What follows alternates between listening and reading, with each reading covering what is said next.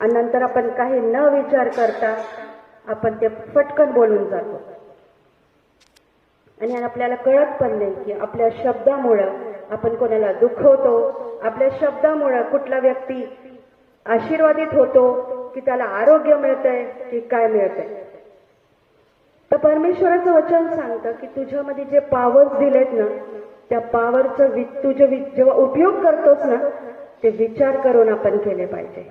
नुसतं बस आपलं मराठीत ते म्हणे ना, उचलली जीभ आणि लावली टाळूला, काहीतरी असं म्हण आहे ना.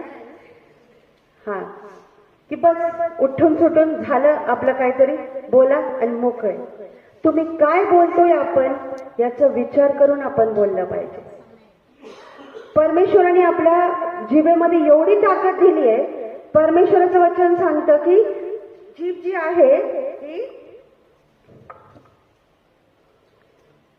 आहे ती अन्यायाचं भुवन आहे, आगेचं भुवन आहे. ती आग आहे जीभ, आग लावण्याची ताकद आहे. इथून पुढे आपल्याला कधीच माहिती नव्हतं की आपली जीभ आग लावू शकते. आपली जीभ आपले नाते खराब करू शकते. आपली जीभ आपल्याला मरणाकडे घेऊन जाऊ शकते. परमेश्वर म्हणतो की तुला जे कृपेने मिळालंय ते तू आता तुला आत्म्यातून जे मिळालंय, आत्म्यात तू जीवन जगत होते, तुला आत्म्याने सगळं काय मिळालंय, आता तू ते का देहात संपवशील का? परमेश्वराचं वचन सांगतं की आपल्याला आत्म्यात जेव्हा आपण वाढतो तेव्हा आपल्या जिभेतून बाहेर काय निघतं ना, हे आपल्या आत्म्यावर पण डिपेंड असतं. तुम्ही जे आतमध्ये घालणार ना, तेच तुमच्या तोंडातून बाहेर पडेल. तुम्ही आतमध्ये काय घालता याच्यावर डिपेंड आहे. राग घालता, रागाचे शब्द बाहेर पडतील. कोणासाठी द्वेष घालता, द्वेषचे शब्द बाहेर पडतील. कोणासाठी तुमच्या मनात मत्सर असेल ते बाहेर पडेल.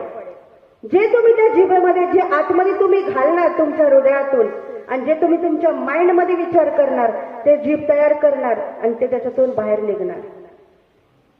म्हणून परमेश्वराचं वचन सांगतं की आपण बोलताना विचार करून बोललं पाहिजे. आपण काय बोलतो, काय करतो हे विचार करून बोलतो. आपल्या बोलण्याद्वारे कोणाची उन्नती होतीये का कोणी खाली पडते सेवेमध्ये, हे आपल्याला बघितलं पाहिजे.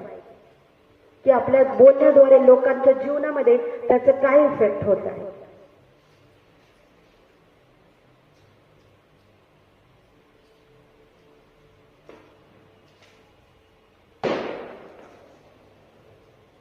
आपण